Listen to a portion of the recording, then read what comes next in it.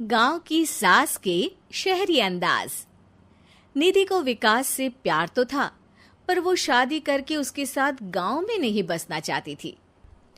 मुझे गांव अच्छा लगता है, पर दिक्कत यही है कि मैं वहां रह नहीं पाऊंगी। मुझे वहां के माहौल के बारे में कुछ भी नहीं पता है। अरे माहौल में ढल जाओगी तुम, थोड़ा टाइम तो लो। और विकास गांव में ही रह के ऑर्गेनिक खेती करता है, इतना अलग काम है। और यहाँ शहर में क्या है, कितना प्रदूषण और भीड़ है यहाँ। पर विकास यहाँ आके भी तो खेती कर सकते हैं ना। अरे शहर में एक प्लॉट लेने में जिंदगी भर की कमाई चली जाती है, खेत कैसे लोगे? सोच ले निधि, विकास गांव का है, वहीं उसका काम भी है। तेरे पास कोई नौकरी भी नहीं है, ना ही तुझे कभी काम करना था। उफ़ो, मुझे कुछ समझ में नहीं आ रहा, मुझे अकेला छोड़ दो।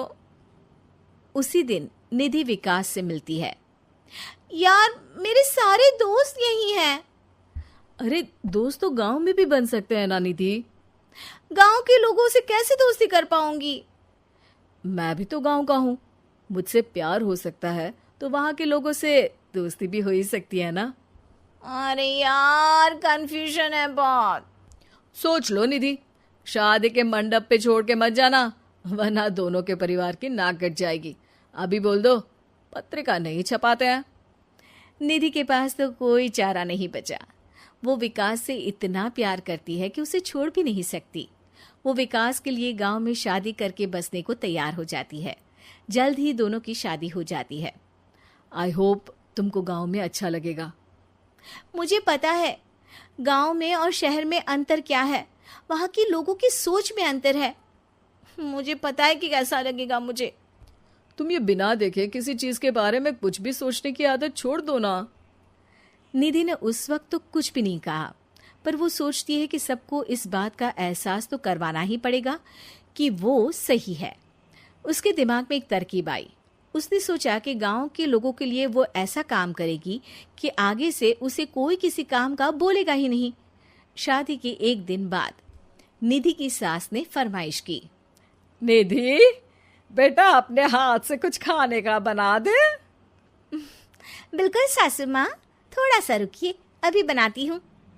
ये सही मौका था निधि के पास ये बताने का कि गांव के लोगों और उसके रहन सहन में कितना अंतर है।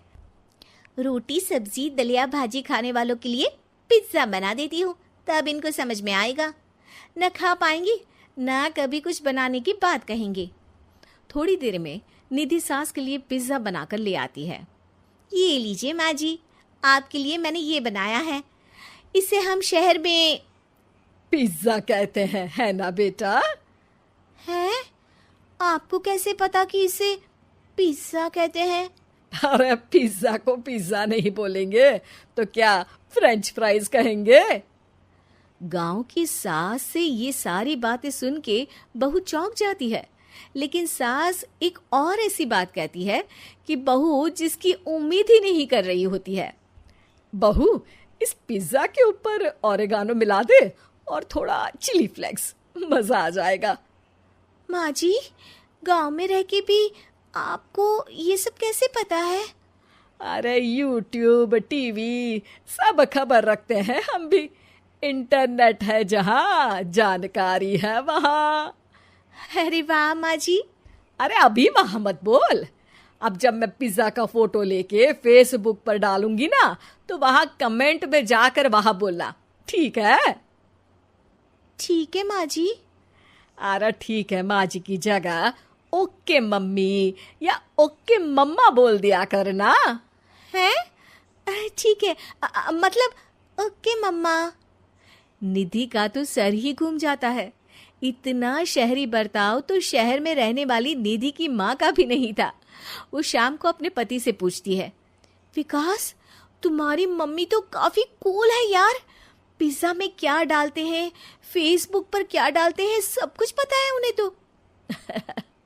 हमारे बड़े पापा के लड़के रहते हैं शहर में, बस उनके बच्चे आए थे गांव में गर्मी की छुट्टियां मनाने। उन्होंने माँ को एकदम शहरी बना दिया। उनका फेसबुक अकाउंट भी है, इंस्टाग्राम भी है और टिकटॉक बैंड हो गया, वरना वो भी बनाती थी। तभी सास वहां आ जाती है। अरे निधि, मैं तुझे टैग नहीं कर पा रही हूँ, जरा मेरी फ्रेंड रिक्वेस्ट एक्सेप्ट तो कर दे। निधि की गांव को लेकर जो राय थी वो अपनी सासू माँ को देख के बिल्कुल बदल जाती है।